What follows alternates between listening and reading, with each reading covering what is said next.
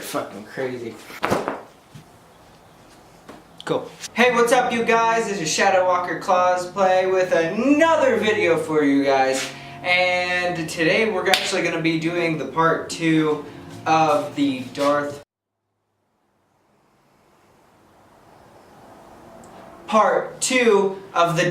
Revan costume. Today we're actually going to be making the helmet.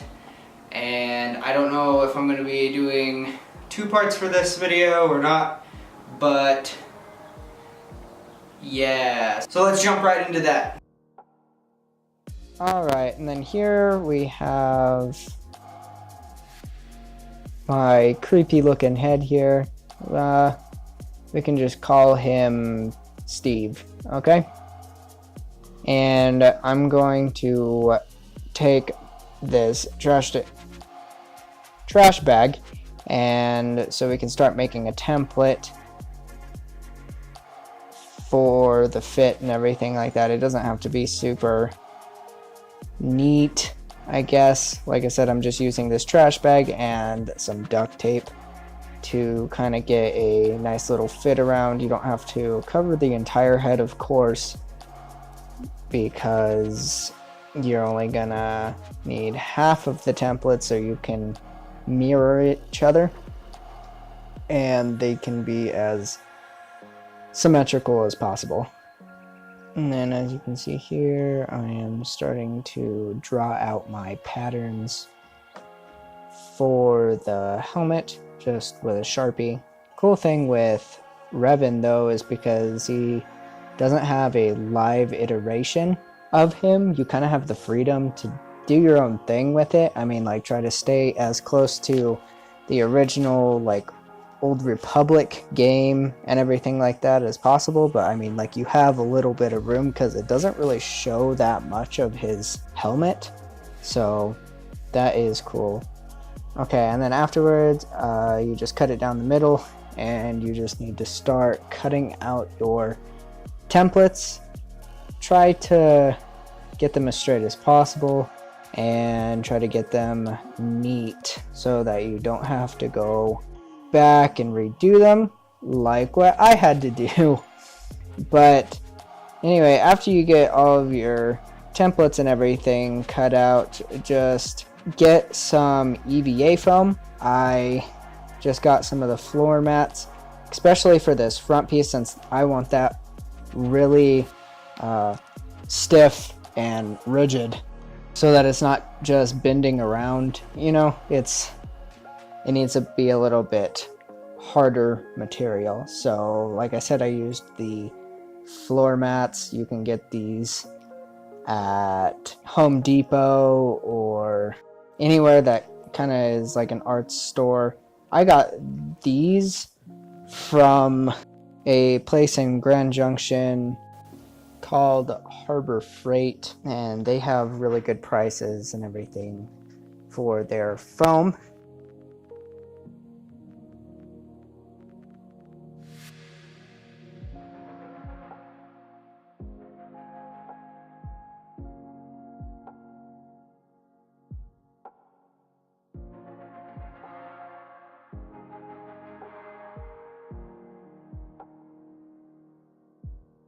This roll, I think this is like workshop mat or something. I think it's like about 5.5 millimeters, I want to say, which is perfect for the scalp area and everything because it's a little bit more malleable. As you can see right here, I kind of just used my heat gun to kind of heat it up to relax the foam so that it would lay down flat instead of wanting to keep curl up. But so I kind of just left these little pin rocks, these little stones on here to kind of get it to stay that way so that I could trace out my templates. think this first template right here is the scalp area, and when you want to do this, try to get it as flat as possible, so I had to cut lines in it so that it would lay flat.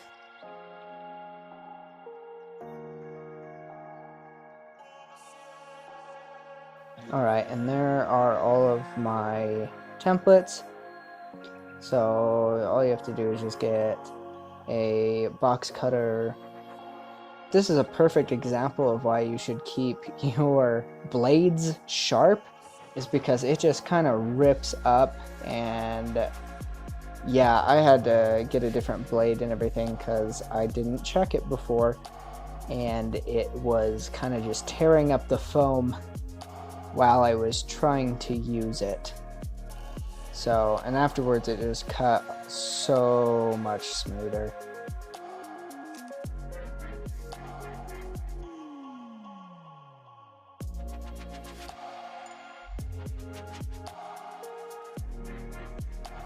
So much smoother. As you can kind of see right here, it's kind of out of focus, I apologize, but you can kind of see the difference right there. Okay, and then as you can see right here, I am sealing the foam and making it a little bit easier to shape with the heat gun. Make sure that you guys do it on both sides and don't just leave it in one spot, because you are going to have the heat gun on high and it will melt through this foam pretty easily. So just kind of, when you can see it getting really shiny, just kind of sweep over it and it should be fine. And then afterwards, as you can see here, it will bend pretty easy and hold its shape. I didn't have anything round at the time, so I just used the bottom of a glass. Right here you can just get some Barnes cement glue, and you can just buy this at Walmart. That's where I got it, and anywhere that kind of is like an art store. I got these from like a place in Grand Junction. Cuts and the edges where you're going to be putting it together again, so that you can have the scalp be a scalp again, and not just these weird flappy looking wing Tony the Tiger tail things. So yeah, and then yeah, just put it on together.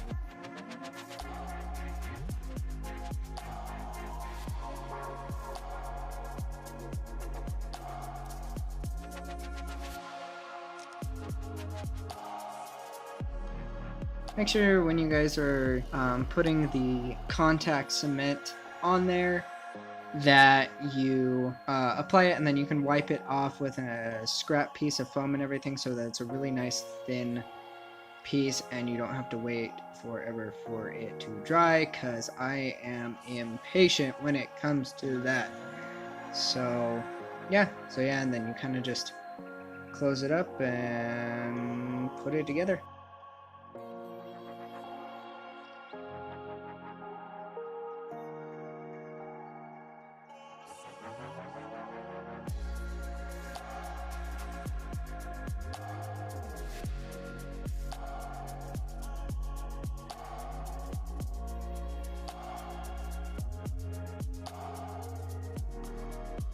My camera actually died, so I had to go do that, but while the camera wasn't rolling, I shaped these pieces and rolled them out and everything so that they would look nice.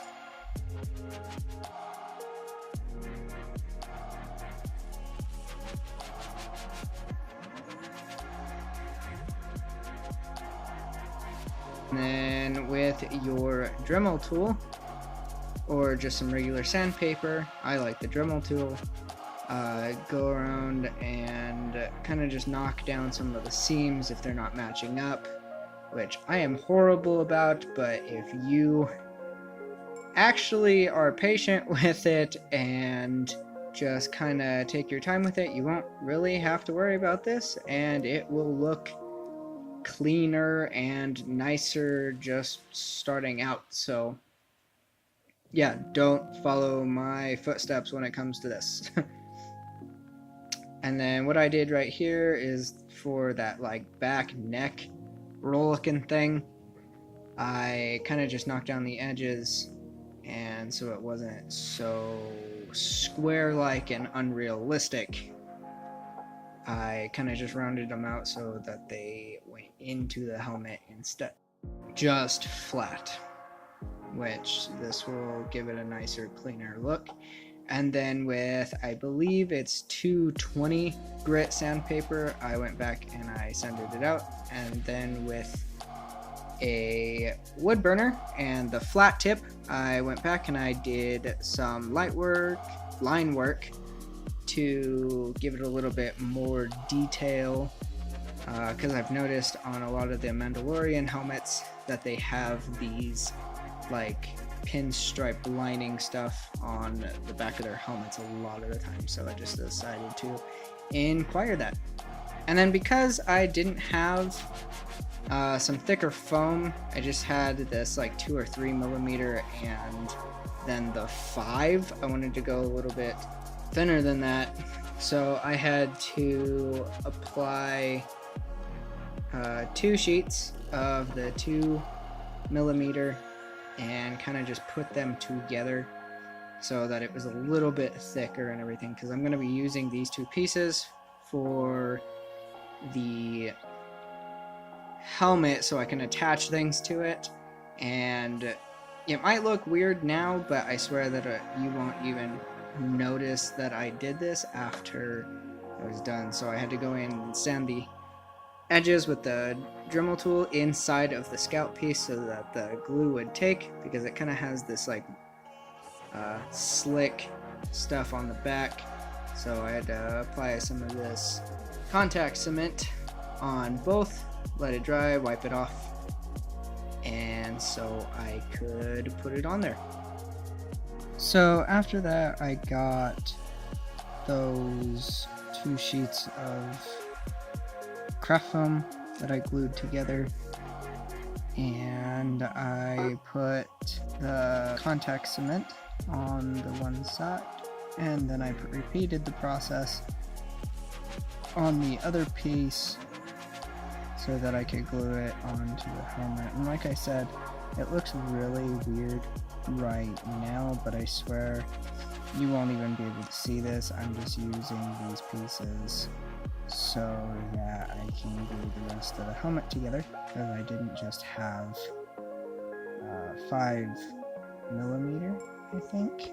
So yeah, kind of looks like a samurai helmet, which maybe I should make a stormtrooper or a clone trooper samurai build. Tell me what you guys think, if you guys would like to see something like that. And then after that, I drew out lines so that I could cut out the hole for the visor, so I can, you know, see through it, because that's kind of important. So yeah, and then there are some of those layouts that I didn't end up using.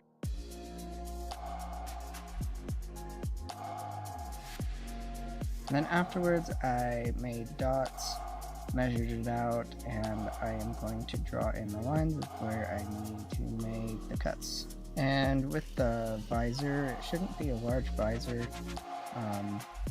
You can kind of notice this like in like the toy sections and stuff at like, let me say Walmart, like helmets and stuff. The visors are absolutely gigantic, which is more probable, you know, so you can actually see. It's a little bit safer, you know, for kids and stuff, but it's not necessarily correct.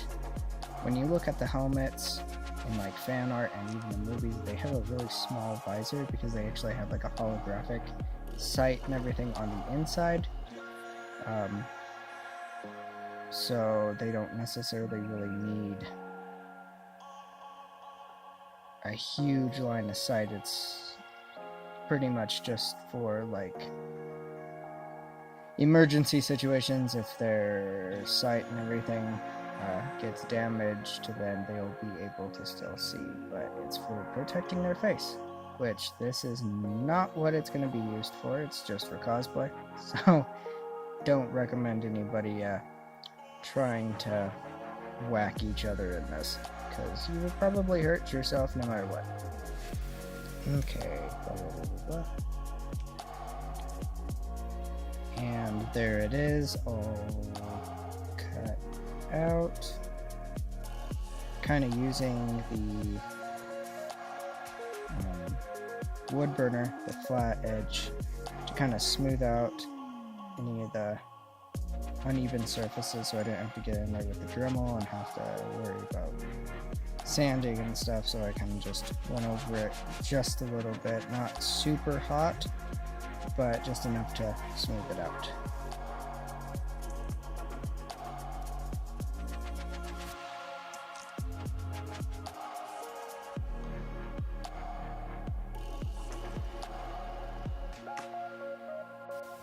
And then after that, like I said, I just scrapped those other templates because I actually just didn't end up liking them. They were messy and everything, so I just ended up covering the entire face of it with duct tape, and then I kind of just drew out new ones, and I liked the result a lot better than what I had. And as you can see with those new templates, I cut them out, and I am mirroring? Is that the right way to say it? I have no idea.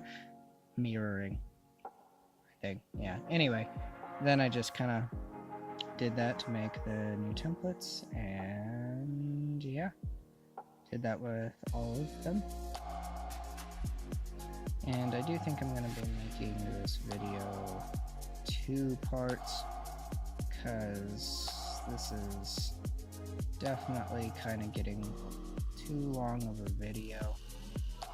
So I will be doing more of the assembling and then the painting in another one.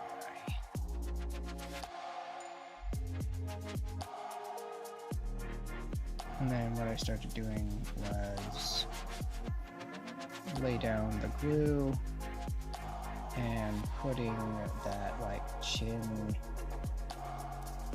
piece on there. So yeah, just kind of mess around with the pieces and make sure that they line up. A lot of people use the hash marks and everything, but I mean, if you are just careful and just kind of know where it goes, then you don't necessarily need them. But that's just my way of doing things, so you don't have to exactly do them. But if you definitely feel more comfortable making hash marks for your pieces, so you know exactly where they go and so that they line up a little bit better, then go for it.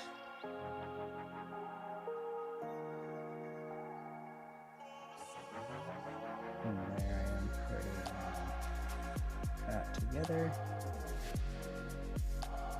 And with these pieces, I didn't lay down like another layer of this foam, so I kind of just shelved them. I just kind of laid the very bottom of the pieces on top of each other, if that makes sense, so that it looks layered and like they're overlapping pieces, but they're actually just going to be laying flat, and it's just going to be shelved over the very bottom. And like I said, I'm going to be making a second video for you guys, because this video has gotten way too long. So like I said, look out for part 2, and this is Shadow Walker Cosplay, and we will see you guys next time.